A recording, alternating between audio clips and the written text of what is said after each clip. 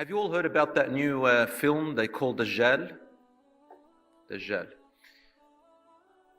So they've hijacked the word from us and they made a film out of it, Dajjal. The word Dajjal in Arabic means the deceiver. And there is a difference between saying something is deceptive and something is a lie. A lie can get caught out pretty easily. Or in a little while, you can defragment it, you can find that person is a liar. But when you say that something is deceptive, then deceptive means that it's mixed with the truth. You've got truth and false. And you start mixing it, you start manipulating people to make them think that something is real, but it's not. It's really a fake thing. And then you say to yourself, well, if this is true, then this must be true. And it takes much longer to find out the lie when somebody is a deceiver. Today we call them professional liars. Professional liars. And they exist everywhere. Now what I want to talk to you, especially the young people, about is this. Subhanallah. For the Dajjal, who is called the Antichrist, this guy who's going to come out into this world according to what our Prophet, peace be upon him, told us about. He said that this guy, the Dajjal, is going to come out and he is going to deceive people. He's going to be a deceiver, a Dajjal.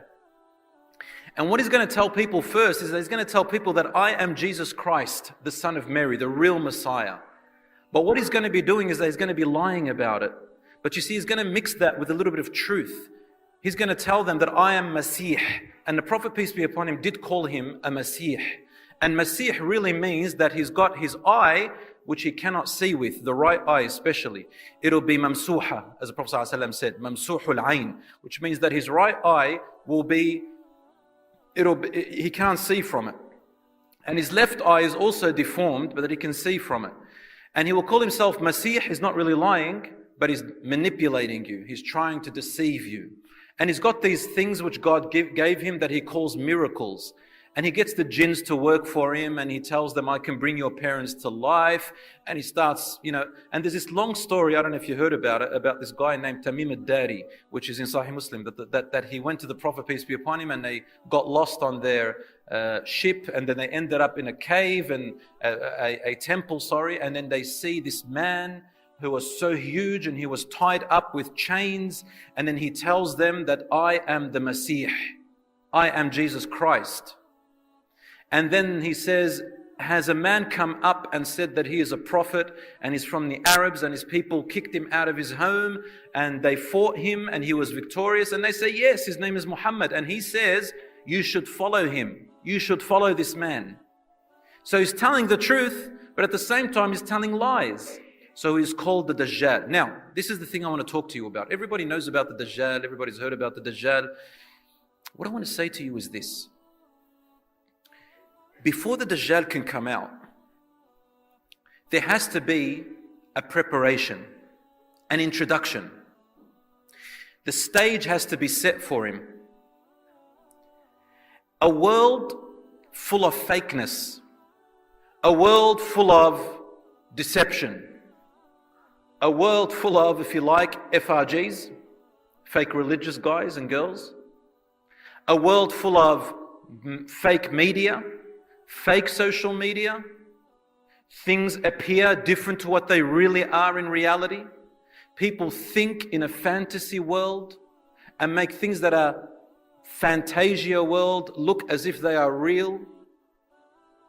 Liars look like they're telling the truth, and the truthful people look like they're actually lying. That's what they think. What's been shown to us a long time ago used to be bad or abnormal or wrong. Now it's become normal, right. And anybody who opposes it, they're the ones who look crazy. Do you know what I'm talking about? We live in a world of fakeness right now. And Allah subhanahu wa ta'ala has mercy, may Allah have mercy on whoever is saved from it. A little while ago, for example, I want the young people to listen. I'm actually a teacher and I've got students. We always talk about these things all the time. What are we talking about? Things that in my days, they used to be outrageous. Today, they're very normal. One thing, for example, students ask me a question. Can I have a girlfriend? Can I have a boyfriend? does Islam allow it? And I'm thinking to myself, isn't this meant to be so obvious that you can't really, there's no such thing as boyfriend and girlfriend outside of marriage. But they ask about it sincerely, really thinking there's nothing wrong with it. What's the problem with having a boyfriend and girlfriend? What's wrong with that? Nothing wrong. Everybody does it. What used to be wrong, and I'm even talking about the non-Muslims, in the 1950s it was very normal to say that I won't be with a guy or a girl until we're actually married. Non-Muslims used to say that. And then slowly as time went on, it became normal. And I'll tell you this story, maybe you've heard it before. My little brother, he used to be in kindergarten in, what's it called again here? What do you call kindergarten? Nursery. So he used to go to the nursery, and he was about 4 years old. I came to pick him up, and he says, wait, I need to see Jessica. Now I gave him my Lebo thing. Lebo is what we do. We smack across the head and we go, Jahash, come over here. So Jahash means donkey, by the way. So we said, come here. And I used to put him on my bike, dink him on my bike, and we used to go home. And then he goes to me, I need to see Jessica. So who's Jessica? He goes looking for Jessica, starts carrying her, and he kisses her right on the lips. For a 4-year-old little brat, I go to him, what are you doing? He goes, that's my girlfriend. I go to him, who taught you that's your girlfriend? He goes, today we sat and the teacher goes, okay, all the boys are going to have girlfriends now. So you is this person. You and my little brother, Jessica. She's your girlfriend. They don't know what it means. But what I saw about that is that it was normalized, and I'm talking about 20 years ago this was. It was so normalized from a young age, and it's considered to be cute. Cute. How nice. Don't worry about the STDs that are going to happen later on. Don't worry about abuse that's going to happen later on. Don't worry about how they're going to objectify women later on. Don't worry about, a man feeling that he just, focuses on what he wants. Don't worry about girls not knowing what the heck is going on social media. I keep showing my body and my images, and these guys keep using and abusing, and they don't really value me. This is what's happening, guys. Wallahi al-azim, I don't mean to be sarcastic, but this is the truth. The fake world. I get my students and I talk to them, and the stuff that I say, I'm talking about year 8, year 9. You have year 8, year 9 here? Year 8, year 9, they're about 14, 15 years old, 16 years old. They have no idea. And when we tell these girls, look, for example, they say to me, on social media there was, this guy, he likes me. He likes me. They think it's all cute. And I say to them, he doesn't like you, Amma, he doesn't like you. What he likes about you is that it's easy for him to see what he wants to see of you. She said, yeah, it's true. He wants me to take off my hijab. And I did. I go, why? Why did you do that? He said, because he gives me attention, and he loves me, wants to marry me. I go, he's 15 years old, man. What's he going to marry? And I said, now, if and I had to say their language, by the way, just to try and make them understand. I go, if I took your head off and put your friend's head on your body, it's not going to matter. It's not going to make any difference for him because he wants one thing. And they said, but I can't believe that, they think like that. I said, that's what the world has made you think. Internet stuff. I have to say, I like to push the red buttons, and I like to talk about taboo topics. Pornography, for example, has objectified every human being, and we live in a hypersexualized society. That's what we live in right now. And now we need to address these issues when a long time ago they were abnormal. Now they're so normal. You're crazy if you say that you want to get married. That's what the world we live in now. But girlfriend, boyfriend, that's fine. It's become so normalized.